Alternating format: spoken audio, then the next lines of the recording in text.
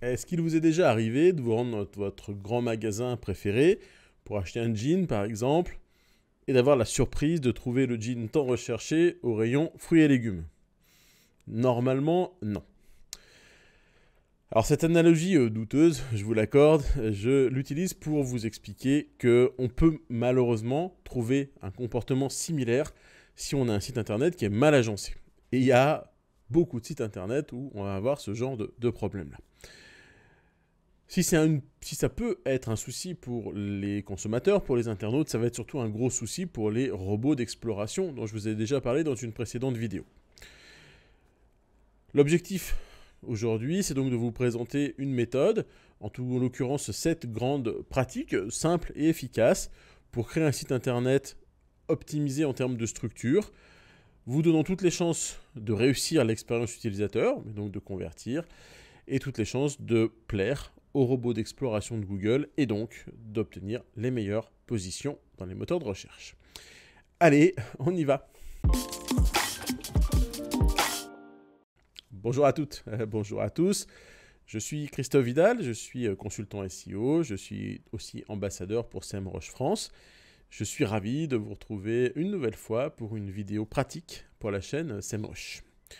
On va parler de SEO et on va parler de structure de site. L'architecture de votre site, c'est la manière dont vos consommateurs et les robots de Google vont comprendre comment vos pages, vos contenus sont reliés les uns entre les autres. Il est donc vraiment important de réussir cela parce que si on se trompe et qu'on emmène les internautes et les moteurs de recherche à mal naviguer, eh bien on va créer de l'incompréhension, de la frustration, que ce soit pour les moteurs de recherche ou pour les internautes. On va dans cette vidéo traiter 7 pratiques simples à mettre en place sur votre site, vous permettant d'obtenir une structuration parfaite, de rendre la navigation évidente et de permettre aussi bien à l'internaute qu'au robot de comprendre comment votre site est architecturé et de trouver les bonnes pages au bon endroit, au bon moment. Alors la première de ces étapes, c'est de venir mettre en place une stratégie de mots-clés. Donc en partant de thèmes, définir des mots-clés et de clusteriser ces mots-clés les uns par rapport aux autres. On va ensuite devoir mettre en place une navigation efficace via un menu. Puis on va devoir travailler une hiérarchie de pages, une structure d'URL de pages. Ces pages-là, on va devoir les relier les unes entre les autres. Ce sera le 4e point, le maillage interne. Je vais vous parler de l'importance de notre ami Ariane et de son fameux fil, le fil d'Ariane. Dans le 6e point, je vais vous parler de sitemap. Mais attention, peut-être une petite surprise, ce ne sera peut-être pas forcément le sitemap auquel vous vous attendez. Et enfin, on va parler de l'importance de prendre en compte l'intention de l'internaute quand on va créer notre structure et qu'on va venir y intégrer nos contenus. On démarre par l'étape 1, celle qui devrait être l'étape obligatoire, en tout cas la plus logique et celle dont on ne peut pas se passer, c'est la partie sujet, mots-clés et clusterisation. Donc toute stratégie SEO doit démarrer par une étude de mots-clés. Ce n'est pas une surprise, c'est plus une nouveauté maintenant au fil des vidéos, vous l'avez compris. Ne pas le faire, c'est se tromper et c'est prendre le risque de se planter. La meilleure façon de venir faire des stratégies de mots-clés, c'est d'abord réfléchir, faire du brainstorming, travailler vos mots-clés sur des cartes mentales, utiliser des outils comme Xmind, MindMaster, GlueMap, il y en a de nombreux. Vous allez comme ça venir déposer tous vos mots-clés petit à petit dans ces grosses structures-là. Et c'est grâce à ces outils-là que vous allez aussi facilement pouvoir après les ranger, les classer en les clusterisant par thématique. Si on manque évidemment d'idées pour se lancer dans tout ça, on va pouvoir demander de l'aide à nos outils préférés. Et donc j'ai 2 outils de la suite SEMrush à vous proposer. Le premier outil, le Topic Research. Je vais saisir un sujet, ça va me donner des listes de sujets potentiels, connexes, à venir traiter à propos de ce sujet-là. Et à partir de ces sujets, ces sous-sujets, je vais pouvoir venir chercher des mots-clés en utilisant le Keyword Magic Tool. J'ai comme ça ma liste de sujets, j'ai comme ça un premier niveau d'architecture. Eh bien, je vais réfléchir dans ma carte mentale à comment je vais clusteriser ces éléments et comment ça va me permettre de découler sur le 2e point qui va être la création du menu de mon site internet. c'est évident que le meilleur des menus va mettre en avant mes pages principales. On va appeler ça potentiellement des pages piliers. On le verra un petit peu plus loin.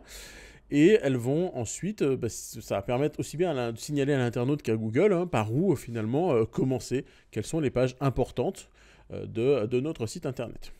Et puis on va ensuite découler petit à petit à mettre en place nos hiérarchies de pages via le menu. Donc vous le voyez facilement quand vous comparez des sites internet. On a des sites internet qui sont faciles à naviguer et d'autres où on est tout de suite perdu. Donc c'est très simple, le bon choix c'est là où il y a un cheminement logique.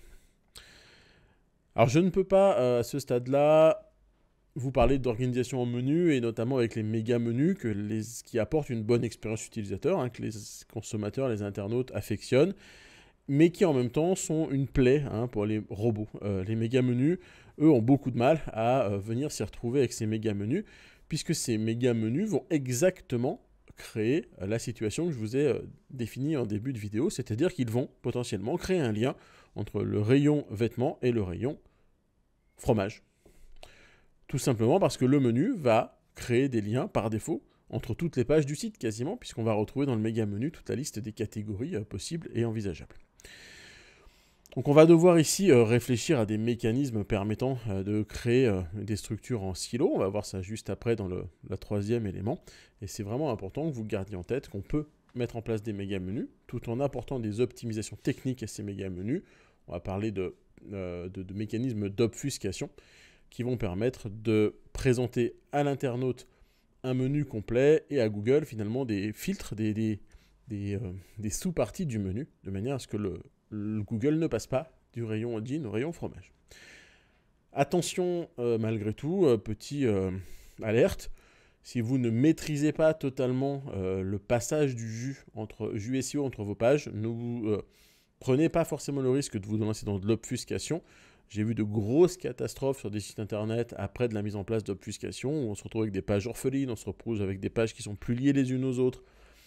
Attention à ça, si vous ne maîtrisez pas totalement l'obfuscation et que vous n'avez pas compris dans le détail comment se fait le passage du jus entre les pages, ne vous lancez pas là-dedans. Faites confiance à Google et son algorithme de surfeur raisonnable où Google vient pondérer les liens entre les autres en fonction d'où ils se trouvent dans la page. Sinon, vous prenez de gros risques. Après, si vous le maîtrisez bien, c'est une arme fatale, je vous l'assure. Alors, cette fameuse hiérarchie d'URL dont je vous parle depuis quelques minutes, ce qu'on va appeler aussi les structures en silo, l'idée c'est vraiment ça, de partir de nos pages piliers et de venir, vous le voyez ici sur le schéma, de venir descendre dans des structures de plus en plus fines. Et on le voit, le maillage va créer des liens à l'intérieur du silo, mais pas à l'extérieur des silos. On va comme ça envoyer les moteurs de recherche dans un silo qui est purement thématisé. On ne va pas avoir dans le silo des pages fromage et des pages jean.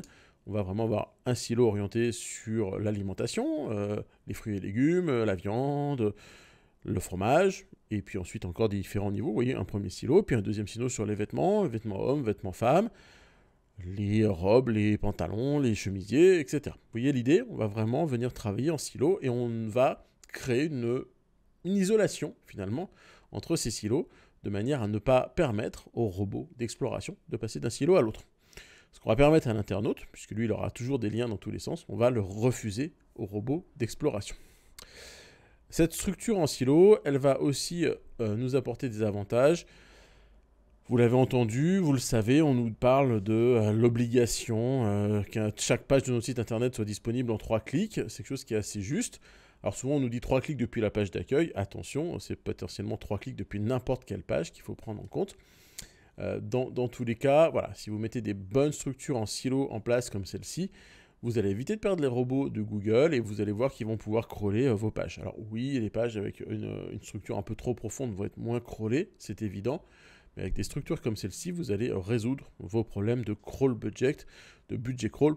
Si jamais vous en aviez, en général, ça commence à arriver à partir d'un certain nombre de pages un petit peu importants sur votre site. Ok, ceci étant dit, j'ai un petit peu déjà empiété sur mon 4e point, qui est le point du maillage interne. Cette fameuse reste des 3 clics, cette fameuse isolation dont je viens de vous parler, l'idée c'est de respecter tout ça et aussi de garder en tête que dans vos silos, si les liens descendants sont importants, les liens qui remontent le sont tout autant. Donc on aura une solution juste après, dans le point 5. Il y a d'autres solutions, on peut créer aussi des contenus qui contiennent ces liens qui remontent vers les pages parentes. On va créer comme ça du rebond de PageRank et c'est très très bon pour donner de la popularité à vos pages qui sont plus haut dans la hiérarchie. On va faire comme ça remonter le PageRank, on va parler de réservoir à PageRank, on va le faire remonter jusqu'au plus haut et jusqu'à nos pages piliers. Dans ces notions de maillage interne, ce qui va être aussi très important, c'est de vous assurer que vos maillages ne sont pas cassés. Donc on n'envoie pas les internautes ni les robots de Google vers des pages en erreur 404, donc des pages inexistantes, ou qu'on évite aussi de faire trop de redirection en 301, donc, parce que là aussi on va perdre un petit peu de notre fameux crawl budget. Alors si vous voulez vous assurer que vous n'avez pas de soucis à ce niveau-là, utilisez un outil comme SEMrush, l'audit de site, qui va vous donner lister tout ce qui ne va pas. Évidemment, n'hésitez pas à vérifier ça régulièrement, parce qu'au fil du temps, des pages peuvent s'ajouter, des pages peuvent disparaître, il peut y avoir eu un module qui a été installé qui casse quelque chose, etc. Donc voilà, restez ouvert sur tout ça, vérifiez ce qui se passe dans la Search Console, vérifiez ce qui se passe avec l'outil d'audit de SEMrush, de manière à vous assurer que vous n'avez pas de pages orphelines qui apparaissent, etc. Allez, 5e point, je viens de vous faire un petit indice en vous parlant de lien retour. C'est important donc de mettre en place ce qu'on appelle le fil d'Ariane, breadcrumbs en anglais, qui va permettre d'assurer, d'indiquer sur chacune des pages du site où on se trouve par rapport à la hiérarchie. Donc accueil, vêtements, hommes, pantalons, jeans, voilà, hein, toute cette hiérarchie de contenu. C'est important pour l'internaute, ça lui permet de facilement se situer, ça lui permet facilement de remonter à une des catégories qu'il veut, et c'est important aussi pour les moteurs de recherche qui vont utiliser cela pour avoir un meilleur affichage dans les SERP, puisqu'ils vont utiliser donc ces fils d'Ariane pour remplacer finalement les URL qui ne sont pas forcément très jolis. Alors après, il peut y avoir des mécanismes d'obfuscation un petit peu fins sur ces fils d'Ariane, mais je ne rentrerai pas dans le détail dans le cadre de cette vidéo. 6e point, avant-dernier point, je vous ai parlé de l'importance d'un fichier sitemap, et je vous dis attention, c'est peut-être pas celui auquel vous pensiez. Mais en effet, autant le sitemap XML, vous le connaissez son importance, finalement toute relative. Si toutes les étapes d'avant ont été bien faites, Google n'a pas besoin de sitemap pour découvrir votre site. Par contre, ça va nous servir à nous pour vérifier qu'on n'a pas de problème de couverture, justement, et que si j'envoie mon sitemap, Google va bien tout indexer, et bien tout découvrir. Non, moi je voulais parler d'un fichier sitemap au format HTML, une page classique que je vais pouvoir mettre en place sur mon site, comme l'exemple qu'on va vous montrer là, où je vais avoir un très joli, tant qu'à faire, autant le faire le plus beau possible, un plan de mon site complet, accessible depuis la page d'accueil, voire depuis toutes les pages du site, et qui va permettre, aux internautes de facilement découvrir du contenu, même si je ne suis pas sûr que les internautes vont énormément sur ces pages sitemap. Pour le coup, il faudrait vérifier dans les Google Analytics ou dans la Search Console. Mais l'idée, c'est de venir créer quelque chose qui va quand même être beaucoup utilisé potentiellement par les moteurs de recherche qui vont découvrir cette page-là et qui, depuis cette page-là, auront accès en un clic à toutes les pages du site. Donc voilà, certains vont vous dire que ça casse les silos. Moi, je peux vous assurer que c'est plutôt efficace et que ça permet de booster votre SEO. Autre petite astuce, si on donne beaucoup de jus à ces pages-là, par exemple, ces pages plan du site en les mettant en footer, par exemple, eh bien, pourquoi pas penser à utiliser ces pages-là sur des visées SEO. C'est-à-dire qu'en complément du plan du site, on pourrait très bien imaginer d'avoir une page de contenu orientée vers un contenu spécifique et proposer en complément le plan du site. Et on pourrait finalement arriver à quelque chose qui peut être assez efficace tant pour les moteurs de recherche que pour les internes. Non, dernier point, pardon, sur cette partie plan du site, avant de basculer complètement sur la partie, le dernier point sur l'intention de recherche, potentiellement, des fois, en voyant ce plan du site à l'écran, ça peut vous créer finalement la carte mentale que vous n'aviez peut-être pas fait jusqu'à maintenant, et ça peut vous donner des idées de liens, cette fois, entre les silos, entre les pages, parce que ce n'est pas interdit non plus de faire cela, et ça peut booster votre SEO en créant des liens logiques. On se rappellera du fameux adage qui va avec quoi et pourquoi. Allez, dernier point de cette vidéo, de toujours construire des pages avec une intention, de construire une hiérarchie avec une intention. Vous le savez, quand on va faire une recherche sur Internet, on n'est pas toujours en train d'acheter ou de chercher un lead, de chercher à convertir quelque chose. On peut être en recherche d'informations, on peut être en recherche de comparaison. L'objectif, donc, avec votre structure de site, ça va être de répondre à ces différentes étapes avec les templates de pages qui correspondent et finalement d'avoir une structure hiérarchique de contenu et de maillage interne qui va permettre à l'internaute de passer de son étape de recherche d'information, recherche d'un problème, enfin d'une solution à un problème, recherche d'un produit, à son étape d'achat. Il va grandir en maturité à vos côtés. C'est ce qu'on appelle le tunnel de l'information ou le tunnel de la conversion. Plus vous allez accompagner votre client, plus vous allez sortir de cette logique où on n'est que là pour vendre, plus votre site sera efficace. Voilà, j'espère que cette vidéo va vous donner des idées, va vous donner l'envie de travailler la structure de votre site, va vous donner l'envie d'optimiser tout ça, de réfléchir à vos stratégies de mots-clés, de réfléchir à vos intentions, au maillage entre les pages, aux différentes optimisations, et que vous allez pouvoir appliquer facilement ces 7 règles, ces 7 pratiques. Je vous invite à le faire et à revenir vers moi en m'indiquant si vous avez vu des améliorations ou si vous avez rencontré des difficultés pour mettre ça en place. Allez, je vous invite à lancer vos tests et à travailler sur tout ça. A très vite pour une prochaine vidéo pour la chaîne SEMrush. Merci pour votre écoute attentive. Ciao, ciao.